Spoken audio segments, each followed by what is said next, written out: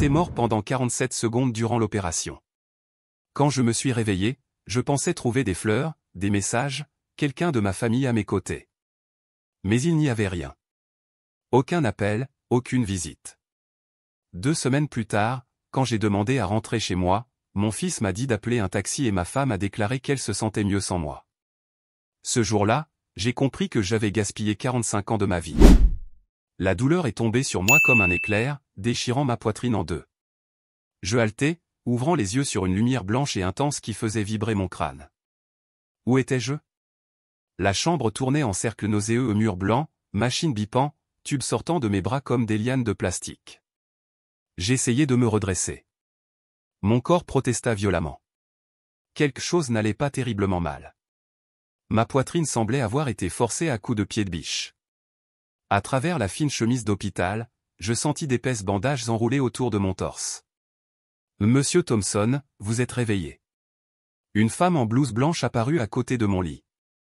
Ses yeux, derrière des lunettes à monture métallique, étaient pleins de bienveillance. « Je suis la docteure Carter, votre cardiologue.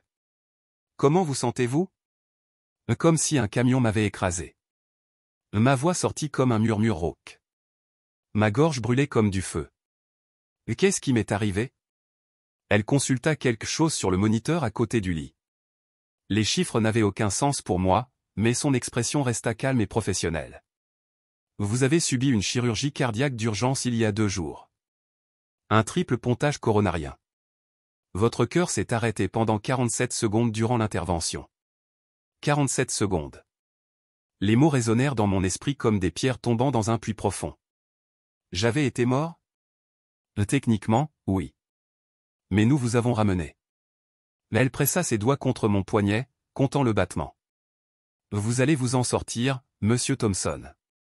L'opération a réussi. 2 semaines de convalescence à l'hôpital, puis un retour progressif aux activités normales. 2 semaines. Je regardais encore une fois la chambre stérile. Une petite fenêtre donnait sur l'horizon gris de Dallas sous un ciel nuageux de janvier. Pas une fleur sur la table de chevet. Pas une carte, aucun signe que quelqu'un savait que j'étais là. Une infirmière entra précipitamment, vérifiant la perfusion connectée à mon bras gauche. Elle avait un sourire chaleureux et des mains douces en ajustant le débit. « Monsieur Thompson, je m'appelle Jennifer. Je vais m'occuper de vous pendant ce service. Avez-vous mal en ce moment ?» J'acquiesçai, incapable de faire confiance à ma voix. Elle nota quelque chose sur son tableau et augmenta un dosage dans la perfusion. En quelques minutes, les arêtes tranchantes de la douleur commencèrent à s'adoucir. La docteure Carter tira une chaise près de mon lit. « Monsieur Thompson, j'ai besoin de vous poser quelques questions pour vérifier vos fonctions cognitives. Pouvez-vous me dire en quelle année nous sommes? » 2025. Très bien. Et le mois? Janvier. Le mot pesait sur ma langue. Excellent. Maintenant, serrez mes mains aussi fort que vous pouvez. Elle tendit les 2 mains vers moi. Ma poigne semblait faible comme celle d'un nouveau-né, mais elle hocha la tête d'un air satisfait. Vos fonctions motrices sont bonnes. La mémoire semble intacte. Elle nota quelque chose sur sa tablette. Les prochains jours serviront à contrôler la douleur et à commencer des mouvements légers. Bientôt, vous marcherez de petites distances. Quand elle sortit, je restai seul avec les machines et leurs bips incessants. Je tendis avec précaution la main vers la table de chevet, où l'on avait déposé mes affaires. Mes doigts trouvèrent le téléphone. L'écran affichait des dizaines de notifications d'applications d'actualité, de spam de mails, de rappels de pharmacie. Je fis défiler vers le bas à la recherche d'autre chose. Message de la famille, appel manqué de Suzanne ou Scott. Rien. J'ouvris le groupe familial. Le dernier message datait de 3 semaines, Suzanne se plaignait que le supermarché n'avait plus son yaourt préféré. Avant cela, Scott demandait si je pouvais lui prêter de l'argent pour réparer sa voiture. Pas un seul message concernant ma chirurgie. Aucun appel demandant comment j'allais. Je laissai tomber le téléphone sur la table avec des doigts tremblants et restai à fixer les dalles acoustiques du plafond. 47 secondes mort, et apparemment personne n'avait remarqué mon absence. Aucun message, aucun appel. Je fermai les yeux et laissai le silence de la chambre d'hôpital m'envelopper. L'odeur d'antiseptique déclencha quelque chose de plus profond. Des souvenirs que j'avais évités des mois durant. Tout avait commencé à l'été 2020. Je m'occupais du jardin derrière notre maison à Arlington, plantant des tomates sous la chaleur. La pression dans ma poitrine m'était tombée dessus comme une ceinture serrée autour de mes côtes. Je m'étais agrippé au poteau de la clôture jusqu'à ce que ça passe, me disant que ce n'était que la chaleur texane. Bruno, tu dramatises encore. Suzanne avait crié depuis la véranda arrière, un verre de thé glacé à la main. Rentre avant de faire une attaque là dehors. J'avais ri, voulant y croire. 66 ans et encore fort comme un taureau, me disais-je. J'avais seulement besoin de plus d'eau, de plus de repos. Mais les épisodes avaient continué. En 2021, monter les escaliers jusqu'à la chambre était devenu une expédition en montagne. Je m'arrêtais au palier, agrippé à la rampe, tandis que mon cœur martelait contre mes côtes comme s'il voulait s'échapper. Suzanne était déjà couchée à regarder ses séries du soir. « Tu vieillis » disait-elle sans détourner les yeux de la télé. « Peut-être que tu devrais arrêter un peu tes projets du week-end. » Je ne lui avais jamais parlé du goût métallique qui emplissait ma bouche lors des pires épisodes, ni du monde basculant de côté quand je me relevais trop vite. Elle avait déjà suffisamment de préoccupations avec son club de lecture et ses réunions de charité. Scott aidait encore moins. Quand j'avais mentionné que je me sentais fatigué tout le temps, il avait simplement haussé les épaules depuis le canapé du salon. « Peut-être va voir un médecin, papa. » Enfin, attends, ça coûte cher. Essaie des vitamines d'abord. 28 ans et toujours installé dans notre sous-sol. Mais il se souciait surtout de savoir si mes factures médicales allaient entamer son héritage. La première crise sérieuse avait eu lieu dans la cuisine, un mardi de mars 2023. Je faisais du café quand la douleur m'avait frappé comme une masse en plein thorax. Je m'étais agrippé au plan de travail, les grains de café se répandant sur le sol tandis que je glissais sur le carrelage froid. Suzanne, avais-je appelé, mais ma voix n'avait guère franchi la porte de la cuisine. Elle m'avait trouvé 10 minutes plus tard, toujours à terre, respirant en halètement court. « Oh, Bruno, tu es tombé ?» Elle m'aida à m'asseoir sur une chaise, mais son attention était déjà ailleurs. « J'ai rendez-vous au salon dans 1 heure. Tu peux conduire seul jusqu'au médecin ?» Je conduisis jusqu'aux urgences. Le jeune médecin qui m'examina avait des yeux inquiets et des mains fermes. « Monsieur Thompson, vous avez fait un petit infarctus. Nous devons faire plus d'examens. » Les résultats confirmèrent ce que je craignais, mais refusais d'admettre. Des années de douleur thoracique n'étaient pas dues à l'âge ou au stress. Mes artères se refermaient comme de vieux tuyaux bouchés par la rouille. Sans chirurgie, vous avez 6 mois, peut-être moins, déclara le docteur Martinez en novembre. Mais avec un triple pontage, vous pourriez avoir 10 bonnes années devant vous. Je rentrais chez moi dans mon vieux pick-up Chevy, les mains tremblantes sur le volant. 10 bonnes années. La question était, voulais-je vraiment les passer avec des personnes qui n'avaient presque pas remarqué que j'étais en train de mourir? Le bruit de la porte de la chambre d'hôpital s'ouvrant me ramena au présent. L'infirmière Jennifer passa la tête, vérifiant mon état avec ce sourire chaleureux.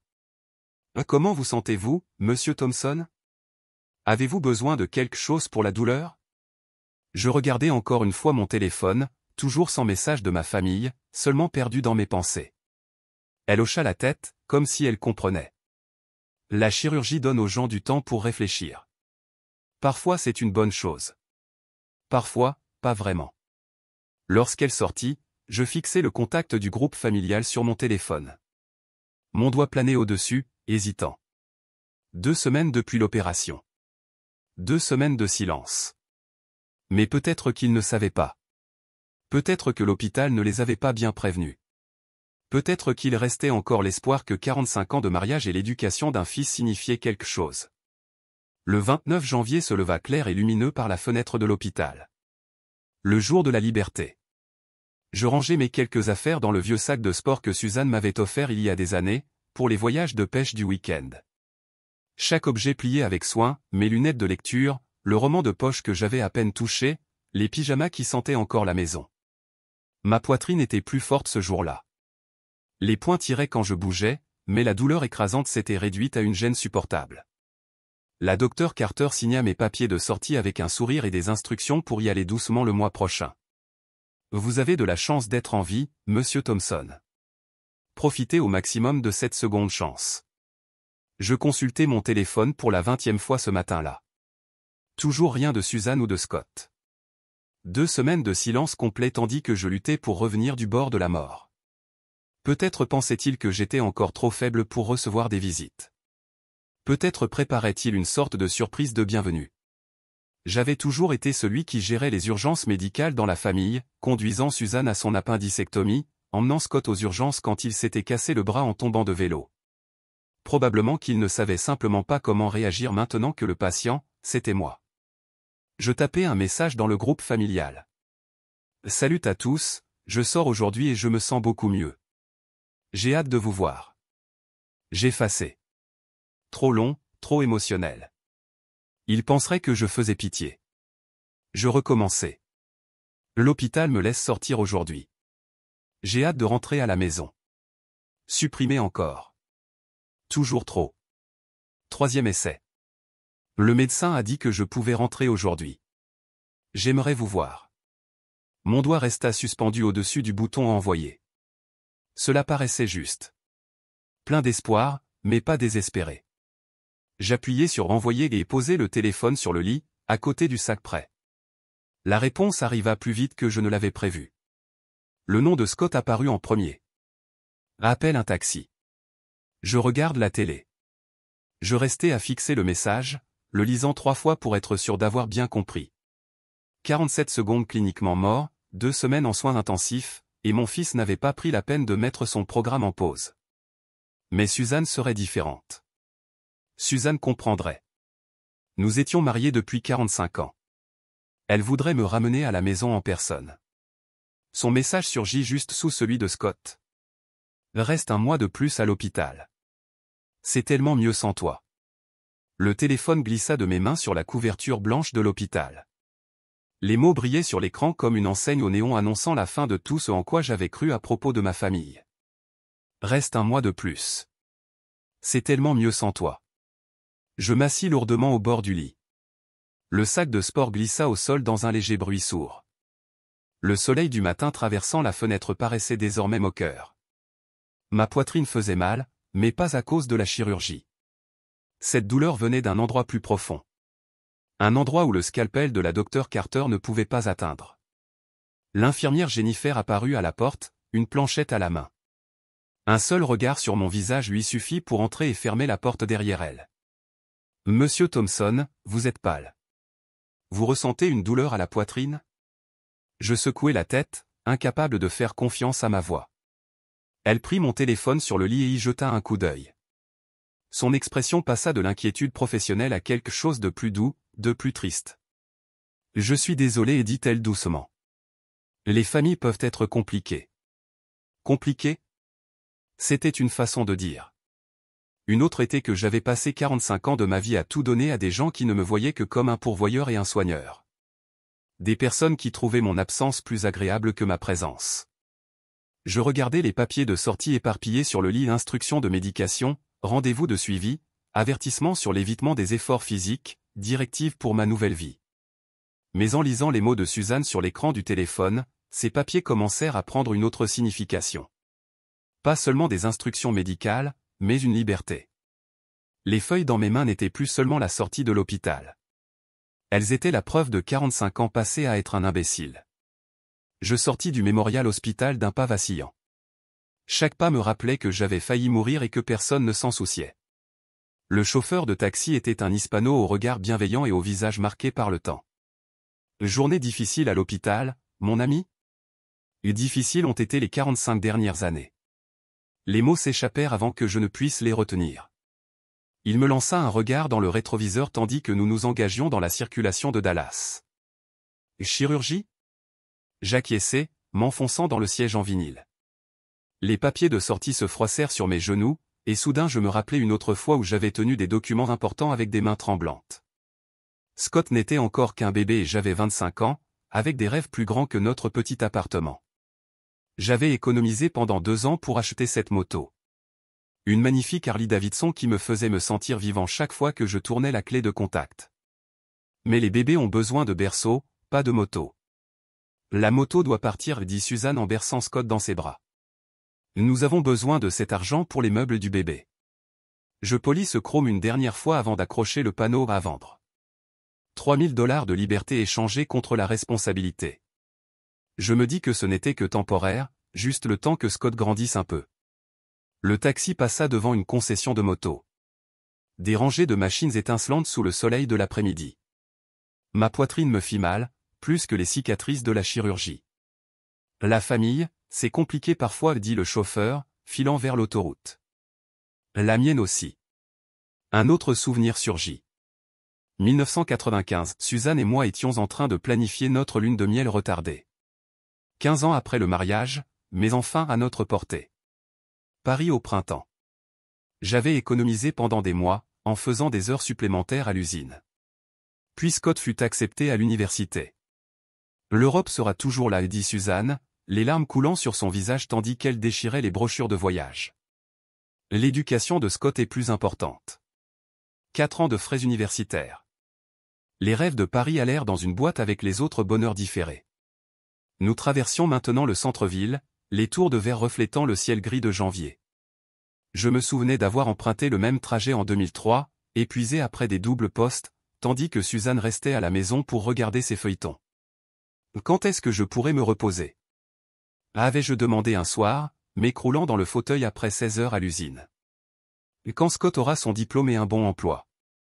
Alors, nous aurons du temps pour nous, avait-elle promis. Scott obtint son diplôme. Puis il eut besoin d'aide pour le loyer, ensuite pour un prêt afin d'acheter une voiture, puis pour le capital initial de son entreprise de design graphique qui fit faillite en 6 mois. Le souvenir de ce prêt me fit plus mal que les autres. 2010, j'avais signé des papiers mettant notre maison en garantie, pendant que Scott griffonnait de grands projets sur des serviettes de restaurant. C'est notre chance, papa. En 6 mois, je rembourse tout avec les intérêts. L'entreprise dura 4 mois. Je travaillais 3 ans de plus pour rembourser ce prêt. Le taxi s'engagea dans les rues familières d'Arlington, passant devant l'école primaire où j'avais entraîné l'équipe de baseball de Scott en laissant mes propres rêves de côté. Passant devant le parc où je poussais Suzanne sur les balançoires quand nous sortions ensemble. Quand elle me regardait encore comme si j'étais son héros, et non un simple distributeur automatique. « Quelqu'un vient vous chercher ?» demanda le chauffeur en approchant de mon quartier. Je pensais au message qui brûlait encore dans ma mémoire du téléphone. « Appelle un taxi. Reste un mois de plus. C'est tellement mieux sans toi. » « Non, répondis-je à voix basse. Je crois que j'en ai fini d'être ramené. La maison apparut au coin de la rue. Façade blanche, volets verts, la pelouse que j'avais tondue tous les samedis pendant 20 ans. Cela aurait dû ressembler à un foyer. Au lieu de cela, c'était un monument à ma stupidité. Je payais le chauffeur et restais planté sur le trottoir, regardant 45 ans d'hypothèque et de travaux d'entretien. Tout cela pour que Suzanne ait ses réunions de club de lecture et que Scott ait son espace de jeu. Le chauffeur s'en alla, me laissant seul avec mes pensées et une maison qui, soudain, paraissait la preuve de la plus grande erreur que j'ai jamais commise. Je marchais jusqu'à la porte d'entrée, les clés lourdes entre les doigts. La maison n'avait plus l'air d'un foyer, mais d'une pièce à conviction. La clé tourna avec un déclic doux et j'entrai dans l'obscurité. Même le hall d'entrée paraissait différent, étranger, comme si j'entrais dans la vie de quelqu'un d'autre. J'allumai la lumière et vis ce que ma famille avait fait de leur liberté. Du courrier entassé sur la petite table près de la porte. Facture non ouverte et publicité jetée négligemment. Les chaussures de Suzanne traînaient à côté des baskets boueuses de Scott. Personne ne s'était donné la peine de ranger quoi que ce soit depuis des semaines. Le salon était pire. L'installation de jeux de Scott avait envahi l'espace comme une chambre d'adolescent. Des canettes de boissons énergisantes formaient une pyramide sur ma table basse. Des boîtes de pizza empilées à côté de mon fauteuil, le même que j'avais acheté avec des heures supplémentaires il y a 15 ans. Ils avaient donné des fêtes. Je suivis lentement les traces de leur confort. Mon absence n'avait pas causé de deuil ni d'inquiétude. Elle avait causé des célébrations. La cuisine racontait la même histoire. Vaisselle empilée dans l'évier, emballage de plats à emporter remplissant la poubelle. Le réfrigérateur contenait des vins chers et des glaces haut de gamme. Des luxes achetés pendant que je luttais pour ma vie. Mais mon bureau fut l'offense finale. Il l'avait transformé en débarras. Des boîtes de matériel de bricolage de Suzanne couvraient mon bureau. Du vieux matériel informatique de Scott s'entassait sur mes étagères. De la poussière recouvrait les photos de famille que j'avais organisées avec tant de soin. 47 secondes. J'avais été mort pendant 47 secondes. Et ils avaient utilisé mon espace personnel comme un placard. Je m'assis lourdement sur la seule chaise qu'ils n'avaient pas recouverte de bric-à-brac. La combinaison du coffre-fort était encore gravée dans ma mémoire. La date de naissance de Scott. Comme c'était approprié. Le coffre s'ouvrit dans un doux chuchotement mécanique. À l'intérieur, mon testament reposait dans sa pochette bleue, exactement là où je l'avais laissé des mois auparavant. Je le sortis d'une main ferme et lus les dispositions que j'avais rédigées avec tant de soin. À ma chère épouse, Suzanne Thompson, la maison et tous les biens personnels. À mon fils, Scott Thompson, tous les actifs financiers, y compris. Je laissai échapper un rire amer. Le son résonna dans le bureau profané. La femme qui m'avait dit de rester un mois de plus à l'hôpital parce qu'elle se sentait mieux sans moi. Le fils, un homme de 38 ans, incapable de mettre en pause une émission pour aller chercher son propre père mourant. Je marchai jusqu'aux photos couvertes de poussière sur les étagères. Photos de mariage montrant un jeune couple plein d'espoir.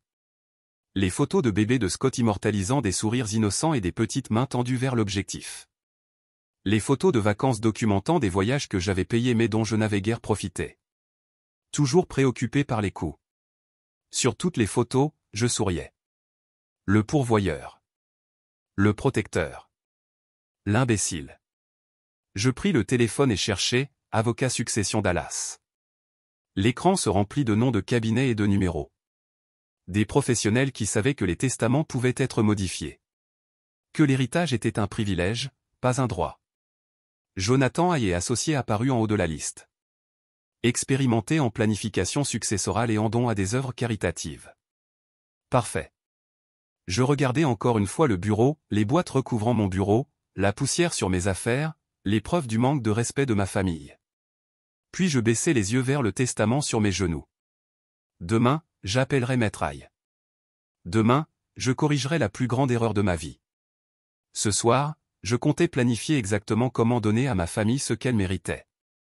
Rien. L'ascenseur montait, étage après étage. Chaque numéro m'approchait de la justice. 15 étages plus haut, dans ce gratte-ciel du centre de Dallas, Jonathan Hay m'attendait avec le pouvoir de réécrire l'avenir de ma famille. Une semaine s'était écoulée depuis ma révélation en rentrant à la maison. 7 jours de recherche, de planification et de collecte de documents. J'avais trouvé en ligne la Fondation américaine des maladies cardiaques, une institution qui aidait les familles pendant les urgences cardiaques. Des gens qui valorisaient vraiment le don de la vie. Les portes de l'ascenseur s'ouvrirent sur un couloir revêtu de bois d'acajou et de laiton. Hay et associé étaient gravés en lettres dorées sur les portes de verre dépoli. Monsieur Thompson. Le sourire de la réceptionniste était professionnel et chaleureux. Maître Hay est prêt à vous recevoir. Le bureau de Jonathan Hay donnait sur le centre de Dallas par des fenêtres allant du sol au plafond. Des livres de droit tapissaient les murs entre des diplômes encadrés d'université où je n'avais jamais rêvé de mettre les pieds. Il était plus jeune que je ne l'avais imaginé, peut-être 55 ans, cheveux argentés et regard intelligent. Je vous en prie, asseyez-vous. Il désigna un fauteuil en cuir devant son imposant bureau. J'ai compris que vous souhaitiez apporter des changements importants à votre plan successoral. Je m'assis, la chemise de documents posée sur mes genoux. Je veux tout léguer à une œuvre de charité. Rien pour ma famille. Ses sourcils se haussèrent légèrement. C'est un changement assez substantiel. Puis-je vous demander ce qui motive cette décision? Je lui parlais de la chirurgie, des 47 secondes où j'avais été mort, des 2 semaines à l'hôpital sans un seul appel, du retour à la maison pour découvrir qu'il s'était amusé pendant que je luttais pour vivre. Hay écouta sans m'interrompre, notant sur un bloc jaune.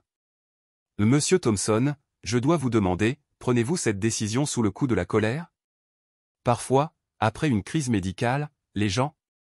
J'ai eu une semaine pour y réfléchir.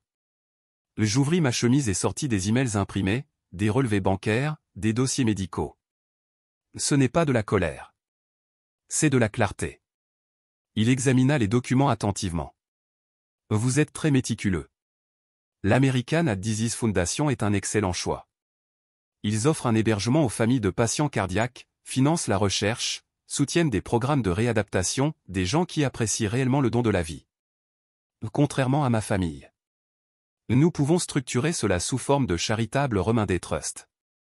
vous conserveriez l'usage viager de la maison, percevriez un petit revenu mensuel et, à votre décès, tout serait transféré à la fondation. Parfait. Je peux vivre confortablement en sachant que ma famille héritera exactement de ce qu'elle mérite, rien. Ce sont des adultes. Il est temps qu'ils apprennent à se débrouiller seuls. Haïm étudia longuement. Très bien. Cela prendra environ 1 heure pour être rédigé correctement. Êtes-vous absolument certain de cette voix? Je pensais au message de Scott, appelle un taxi. Je regarde la télé. Au mot de Suzanne, reste un mois de plus. C'est tellement mieux sans toi. Je n'ai jamais été aussi sûr de rien dans ma vie. L'heure suivante passa dans un brouillard de jargon juridique et de préparation de documents. La secrétaire de Hayamna des témoins, 2 parajuristes qui ne me connaissaient d'aucun autre dossier. Ce document révoque tous les testaments précédents et expliqua Hay, posant les feuilles devant moi. À votre décès, votre maison et tous vos biens seront transférés à l'American Disease Foundation. Vous conservez un droit d'usage viager et une modeste allocation mensuelle. Je lus chaque mot 2 fois. Aucune mention de Suzanne. Aucune disposition pour Scott. Juste un langage clair, légal, qui transformerait les attentes confortables de ma famille en une réalité bien différente. La cérémonie de signature fut étonnamment simple. 3 signatures, 2 témoins, un tampon notarié. 45 ans à entretenir une famille ingrate, effacée à l'encre noire sur papier blanc. Je contacterai la fondation cette semaine, dit Hay en me remettant des copies authentifiées. Et ils voudront vous rencontrer. Discuter de possibilités d'annonce médiatique. Une annonce médiatique. J'aimais le son de cela. Reconnaissance publique pour l'œuvre caritative. Honte publique pour ma famille. Les bureaux de la fondation sont dans ce même immeuble, continua-t-il. Aux 12 étages. Leur coordinatrice média, Rebecca Mills, est excellente pour gérer ce genre d'histoire. Je me levai pour partir, rangeant soigneusement les copies dans la poche de ma veste. À la porte, Hay me serra la main avec un respect sincère. Vous faites un don généreux, monsieur Thompson. La fondation aide des centaines de familles chaque année. Des familles qui méritent de l'aide. Contrairement à la mienne. Le couloir paraissait plus lumineux tandis que je retournais vers l'ascenseur. Derrière moi, le bureau de Hay gardait l'engrenage de la justice. Devant, les bureaux de la fondation m'attendaient avec le pouvoir de transformer une satisfaction privée en vindication publique. 3 étages plus bas, les bureaux de la fondation fourmillaient d'activités matinales. L'ascenseur s'ouvrit sur une réception lumineuse, décorée de posters sur la santé cardiaque et d'histoires de réussite de familles reconnaissantes. Monsieur Thompson? Rebecca Mills surgit d'un bureau d'angle, tout en efficacité professionnelle et sourire accueillant. Je suis Rebecca Mills, coordinatrice média. Merci d'avoir choisi notre fondation. Les murs de son bureau étaient ornés de prix et de coupures de journaux sur des campagnes de collecte réussies. Cette femme comprenait le pouvoir d'une bonne histoire. Je vous en prie, asseyez-vous. Elle indiqua un fauteuil confortable de l'autre côté du bureau. Votre avocat m'a dit que vous souhaitez rendre publique votre donation. Racontez-moi votre situation. Je lui expliquai tout. La chirurgie, les 47 secondes, l'abandon à l'hôpital, les messages cruels. Rebecca écouta attentivement, notant sur un bloc jaune. C'est puissant, dit-elle quand j'eus terminé. Votre histoire peut sauver des centaines de vies. Les gens doivent comprendre combien le soutien familial est vital lors d'une crise médicale. Si ma douleur peut aider quelqu'un, alors elle en aura valu la peine. Elle prit le téléphone et composa un numéro. Canal 8? Ici Rebecca Mills, de la Fondation. J'ai une histoire pour vous.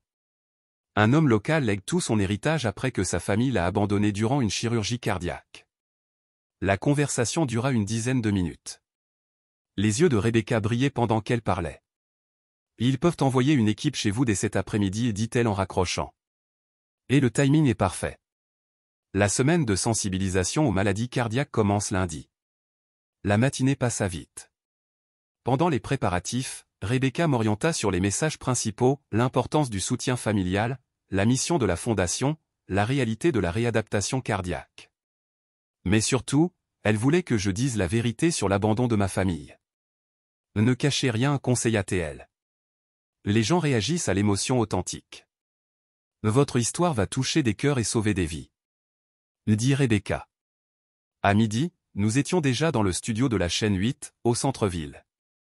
La productrice des informations, une femme perspicace appelée Jennifer, comprit immédiatement pourquoi cette histoire comptait. Un homme donne sa propre maison après que sa famille lui a envoyé un message lui disant de rester plus longtemps à l'hôpital. Elle secoua la tête.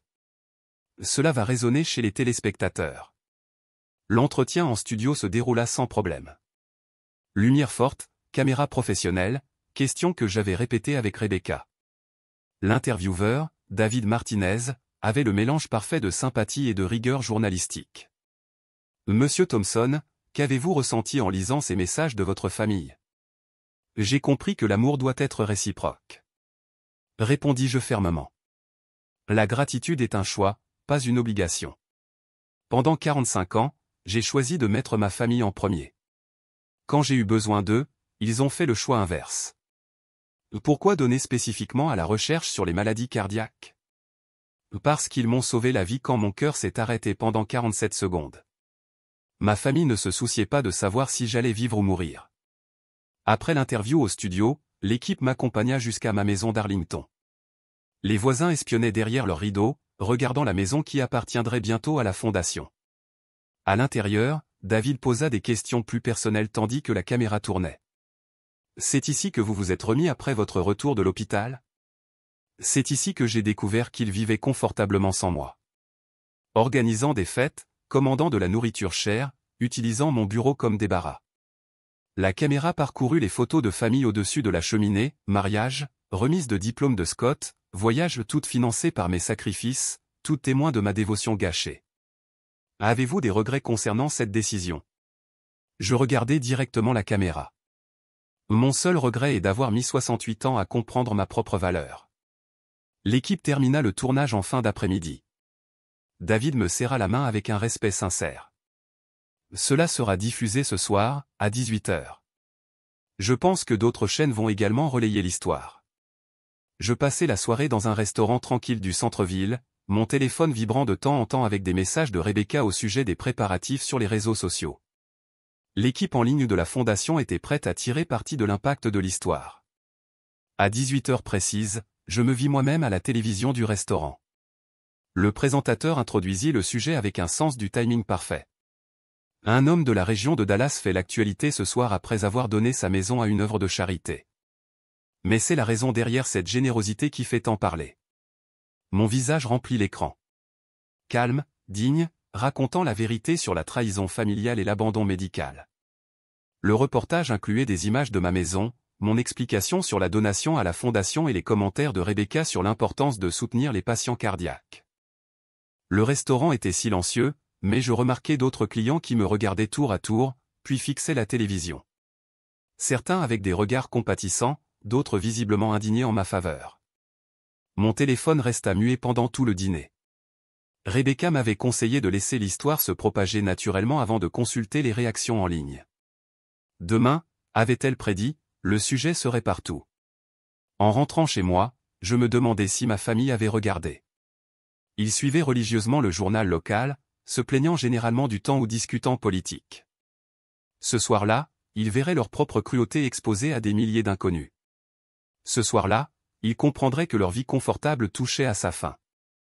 Le garage s'ouvrit, révélant la même maison que j'avais quittée le matin. Mais tout avait changé. Le lendemain matin, Suzanne et Scott comprendraient que 45 ans à me sous-estimer avaient enfin présenté l'addition. J'éteignis la télévision et allai dormir. Je dormis en paix pour la première fois depuis l'opération. Pendant ce temps, le journal télévisé n'était qu'un bruit de fond dans le salon des Thompson. Suzanne feuilletait ses magazines tandis que Scott partageait son attention entre le jeu vidéo et la télévision. Des boîtes de pizza et des canettes de soda vides montraient à quel point il s'était installé confortablement dans une vie sans Bruno. Encore une journée ennuyeuse, grommela Scott, martelant frénétiquement les boutons de la manette. Il ne se passe jamais rien dans cette foutue ville. Au moins, nous n'avons plus à subir les inquiétudes constantes de ton père.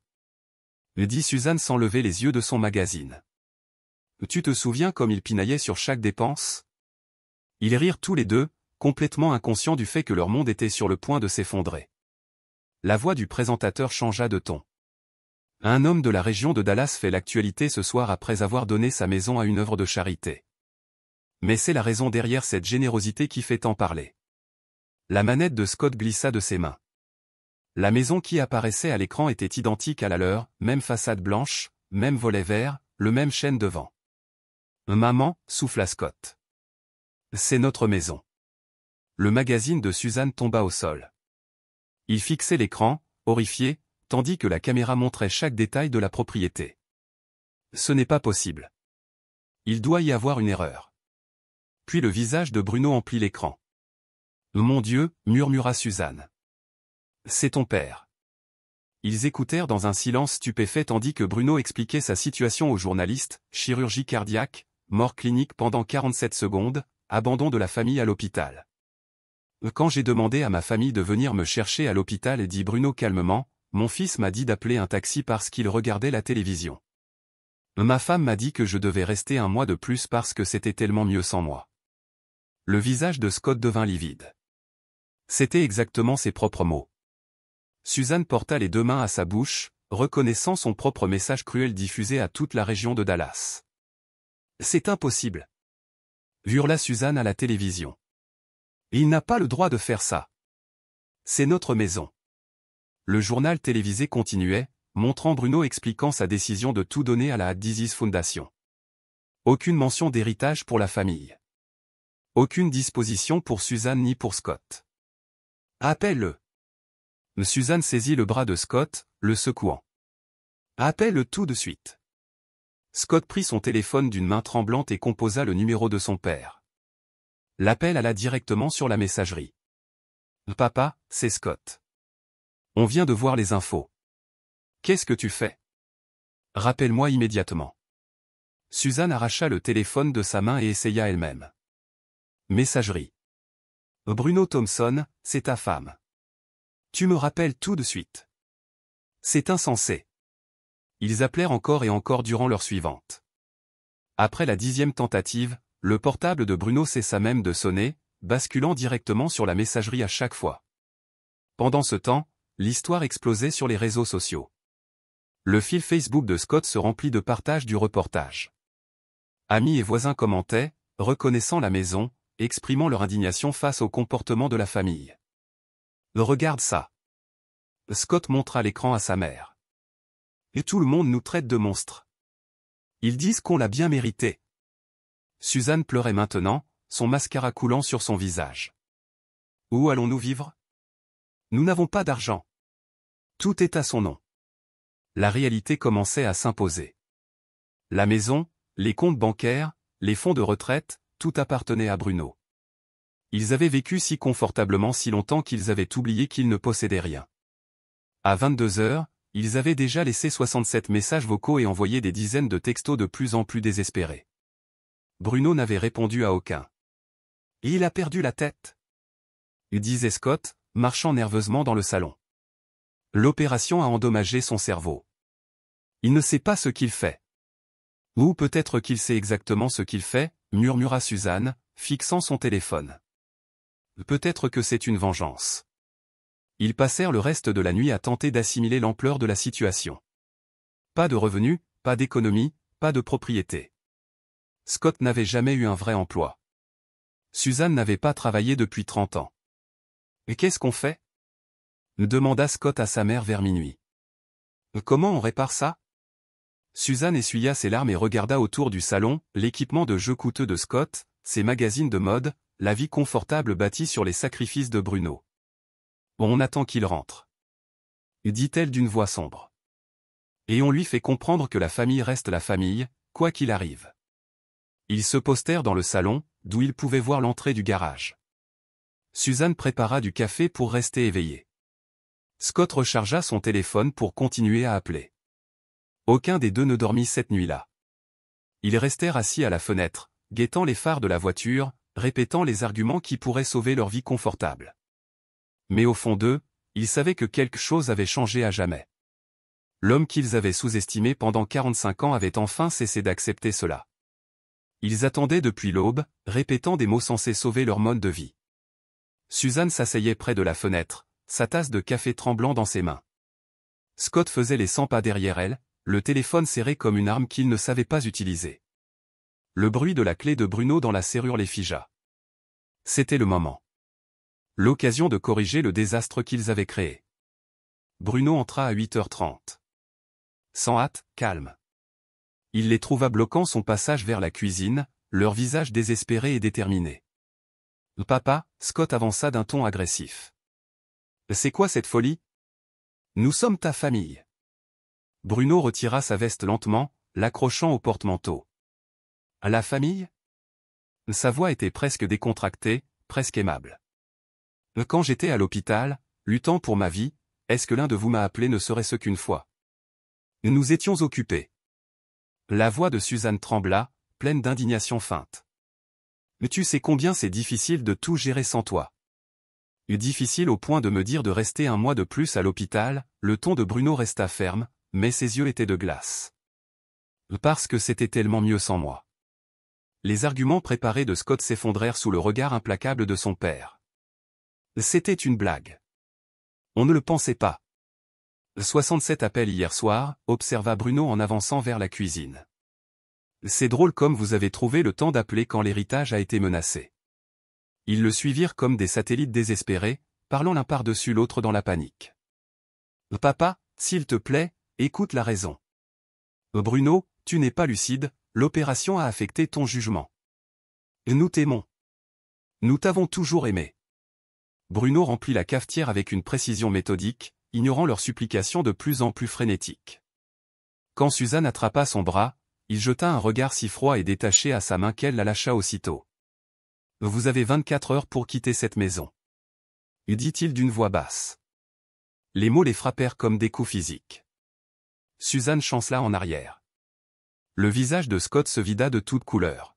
« Où allons-nous vivre ?» La voix de Suzanne n'était plus qu'un souffle. « Ce n'est plus mon problème. » Le détachement total de Bruno était plus effrayant que n'importe quelle explosion de colère. Ce n'était plus l'homme qui avait passé 45 ans à mettre leurs besoins avant les siens. C'était quelqu'un de totalement différent. « Mais tu ne peux pas faire ça. » La voix de Scott monta en un cri. « Je suis ton fils. C'est ma maison. » « Ta maison ?» Bruno se tourna pour le fixer droit dans les yeux. « Quand as-tu payé la dernière mensualité de l'hypothèque ? Une facture d'électricité ? Quand as-tu contribué à quoi que ce soit d'autre que de la vaisselle sale et des demandes d'argent ?» Scott ouvrit la bouche, mais aucun son n'en sortit. La vérité était trop évidente pour être niée. Suzanne tenta une autre approche, forçant des larmes. « Chérie, je sais que nous avons fait des erreurs, mais 45 ans de mariage doivent bien compter pour quelque chose. » Ils ont compté, répondit Bruno, en se servant un café. Ils ont tout compté, jusqu'au moment où vous m'avez montré à quel point je ne valais rien pour vous. Nous pouvons changer. La voix de Suzanne débordait de désespoir. À partir de maintenant, nous serons différents. Nous allons te valoriser. Pour combien de temps ? Répliqua-t-il froidement. Jusqu'à la prochaine fois que vous aurez besoin de quelque chose ? Jusqu'à ce que je sois trop vieux et trop malade pour être utile ? Bruno secoua la tête. J'ai 68 ans. Je n'ai pas le temps d'attendre que vous deveniez des gens décents. Il marcha jusqu'à la table de la cuisine, s'assit avec son café et ouvrit le journal du matin comme s'il n'était pas là, en train de crier. La fondation prendra possession le mois prochain. Dit-il sans lever les yeux. Vous avez jusque-là pour trouver un autre endroit où vivre. Scott frappa la table du poing. Cette maison est aussi la nôtre ? Vérifie l'acte de propriété, répondit Bruno, impassible. Vérifie les comptes en banque.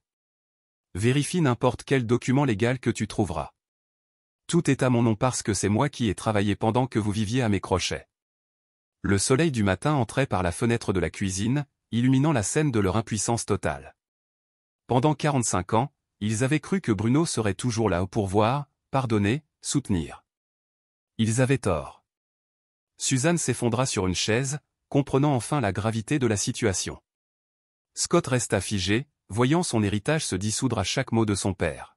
« Quand je reviendrai de ma promenade, dit Bruno en se levant et en prenant son manteau, je veux voir des cartons de déménagement. » Il jeta un coup d'œil à sa montre. 9 heures précises. Et il se dirigea vers la porte. « Papa, attends. » commença Scott. 23h58. répondit Bruno sans se retourner. La porte se referma doucement derrière lui, laissant Suzanne et Scott seuls avec les débris de leurs illusions. Dehors, Bruno marcha dans la rue où il avait vécu pendant 20 ans, se sentant plus léger à chaque pas. Derrière lui, par la fenêtre de la cuisine, il pouvait encore les voir assis en silence, stupéfaits. La justice avait un goût étonnamment paisible. Les cartons étaient déjà empilés près de la porte lorsque je revins de ma promenade. Ils m'avaient pris au sérieux. Par la fenêtre du salon, je vis Suzanne emballer des assiettes dans du papier journal à la hâte, tandis que Scott transportait son matériel de jeu vers la voiture en plusieurs voyages. Je m'assis sur le rocking chair du Porsche avec mon café du matin, me plaçant pour observer clairement leur activité désespérée. La matinée était fraîche et lumineuse, le temps parfait pour un nouveau départ. « Papa, c'est ta dernière chance !» me cria Scott, luttant avec un écran lourd. « On peut tout arranger. »« Vous avez eu 45 ans de chance, répondis-je, sans lever les yeux de mon journal. » Suzanne apparut sur le pas de la porte, les cheveux en bataille, les yeux rouges d'avoir tant pleuré. « Bruno, chéri, je suis désolé pour ce message, je ne réfléchissais pas. » « C'est bien ça le problème, Suzanne. Tu n'as jamais pensé à quelqu'un d'autre qu'à toi-même. » Le processus d'emballage était chaotique. 45 ans d'affaires accumulées, et moins de 24 heures pour tout trier. Suzanne courait sans cesse à l'intérieur, cherchant d'autres choses importantes, tandis que Scott se disputait avec lui-même pour savoir si ça valait la peine de garder de vieux jeux dans le coffre. Vers midi, Madame Henderson, voisine de longue date, apparut, attirée par le remue-ménage. « Tout va bien, Monsieur Thompson ?» demanda-t-elle en observant les cartons et la frénésie. « Juste quelques changements familiaux, répondis-je calmement. Rien d'inquiétant. » Elle hocha poliment la tête, mais ses regards curieux montraient qu'elle avait déjà vu le reportage. Probablement tout le quartier était déjà au courant. Tout l'après-midi, Scott multiplia les appels désespérés. D'abord, avec colère. « C'est de la folie. Tu ne survivras pas sans nous. » Puis, en essayant de négocier. « Et si on payait un loyer? Et si on aidait avec les dépenses? » Enfin, en suppliant. « Papa, où allons-nous aller? Maman n'a pas travaillé depuis 30 ans. » « J'ai vécu 68 ans, répondis-je calmement. Je pense que je peux très bien me débrouiller. » Suzanne utilisa toutes les tactiques de manipulation qu'elle connaissait, les larmes, les inquiétudes pour ma santé, les promesses de mariage, les souvenirs de moments heureux. Rien ne m'ébranla. J'avais déjà vu cette mise en scène trop de fois. À 16 heures, les deux voitures étaient pleines à craquer. Vêtements et affaires bourrés dans chaque espace possible. Ils durent laisser derrière eux des meubles, des appareils électroménagers et des cartons de choses qui ne tenaient tout simplement pas. « Nous reviendrons. » dit Scott en chargeant le dernier carton dans le coffre. « Et tu ne peux pas nous tenir éloignés pour toujours. Vous êtes les bienvenus pour visiter, après avoir appelé avant et demandé la permission. » Répondis-je. Suzanne resta immobile près de la voiture, les clés en main, fixant la maison où elle avait vécu pendant 20 ans. Pendant un instant, je faillis avoir pitié d'elle. Failli. Je n'aurais jamais cru que ça finirait ainsi, murmura-t-elle. Moi non plus. Admis-je. Je pensais que vous apprendriez à apprécier ce que vous aviez. À 18 heures précises, 24 heures après mon ultimatum, les deux voitures quittèrent l'allée. Suzanne pleurait. Scott était furieux. Mais ils étaient partis. Je restai assis sur le porche jusqu'au crépuscule, regardant le soleil disparaître à l'horizon paisible du quartier.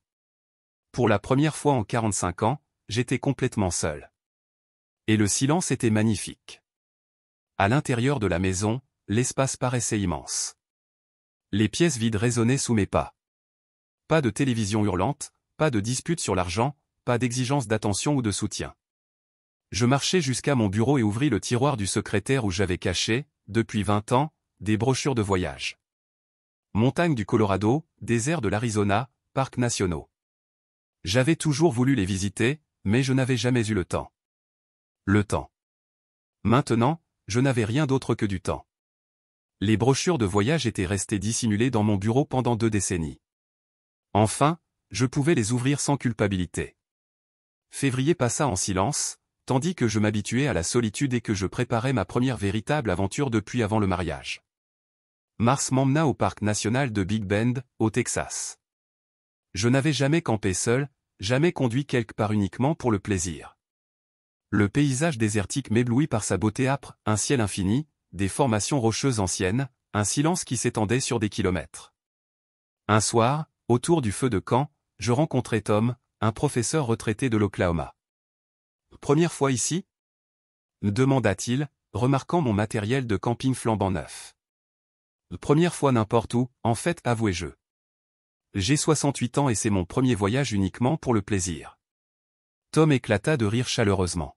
« Eh bien, mon gars, il n'est jamais trop tard pour commencer à vivre pour soi-même. » Avril m'amena au Colorado. J'avais déjà amélioré mon équipement de camping et je me sentais plus confiant sur les routes de montagne. L'air raréfié mettait mon cœur convalescent à l'épreuve, mais de courtes randonnées à travers les forêts de pins me remplissaient d'une énergie que je n'avais pas ressentie depuis des années. Je découvris la photographie ce mois-là, achetant mon premier véritable appareil photo depuis des décennies. Les montagnes exigeaient d'être immortalisées, des sommets enneigés reflétés dans des lacs cristallins, des fleurs sauvages surgissant dans les prairies, le lever du soleil peignant les falaises de granit en or. Mais apporta de nouvelles amitiés. Sarah, une veuve de Denver, m'apprit des techniques avancées de photographie dans un groupe de randonnée pour seniors. Nous passions des heures à discuter de composition et d'éclairage en marchant sur des sentiers à des altitudes que ma cardiologue n'aurait jamais approuvées 6 mois plus tôt. Vous rayonnez, observa la docteure Carter lors de ma visite de routine. Votre rétablissement est remarquable. Qu'est-ce qui a changé? Tout. Répondis-je. Je vis enfin pour moi. Mon travail avec la fondation s'intensifia au printemps. Rebecca commença à utiliser mes photos de voyage dans les bulletins d'information, montrant à d'autres patients cardiaques que la vie après une opération pouvait être une aventure, pas seulement une survie. Votre histoire a déjà sauvé des dizaines de familles, dit Rebecca en prenant un café avec moi en juin. Elles apprennent à se valoriser tant qu'il est encore temps. Mais ma partie préférée était de parler avec de nouveaux patients cardiaques, hommes et femmes au seuil d'une chirurgie, terrifiés et seuls. Je partageais mon expérience. Pas seulement les détails médicaux, mais le parcours émotionnel de la découverte de sa propre valeur. Le soutien de la famille est important, disais-je. Mais le respect de soi-même l'est encore plus. L'été apporta des voyages plus longs. Le désert de l'Arizona s'épanouissait de couleurs inattendues. Les roches rouges de l'Utah défiaient mes compétences photographiques. Les ruines anciennes du Nouveau-Mexique me reliaient à des siècles d'histoire. J'étais plus en forme à 68 ans que je ne l'avais été à 58. Randonnée régulière, air pur, une vie sans stress et des journées guidées par un but transformaient mon corps autant que mon esprit. Tom et Sarah devinrent des compagnons de voyage réguliers. Nous nous retrouvions dans différents parcs, partagions des campements, explorions des sentiers ensemble. Pour la première fois de ma vie adulte, j'avais des amis fondés sur des intérêts communs, et non sur des obligations familiales. Vous semblez un autre homme, observa Sarah un soir, alors que nous regardions le coucher de soleil depuis notre campement à Zion. Comment étiez-vous avant? Fatigué. Répondis-je simplement. Très, très fatigué. Les réseaux sociaux, gérés par l'équipe de Rebecca, présentaient mes aventures, les photos d'un homme âgé découvrant la joie et la nature.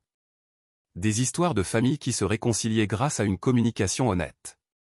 Une inspiration pour que d'autres seniors poursuivent des rêves différés. Des commentaires affluaient du monde entier, des patients cardiaques partageant leur propre lutte familiale, des enfants adultes se reconnaissant dans le comportement de Scott, des conjoints comprenant le schéma de Suzanne qui prenait la dévotion pour acquise. Juillet se termina par mon retour à Arlington. Non pas parce que j'en avais besoin, mais parce que j'en avais envie. La maison paraissait désormais accueillante, mon sanctuaire au lieu de ma prison.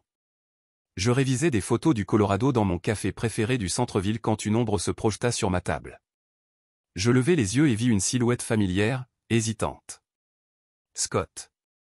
Il avait changé d'une certaine façon. Plus propre, plus adulte. La tenue de gamer habituelle avait été remplacée par des vêtements sobres, et sa posture suggérait quelqu'un qui avait appris à porter des responsabilités. Papa, sa voix était incertaine. Je peux m'asseoir une minute?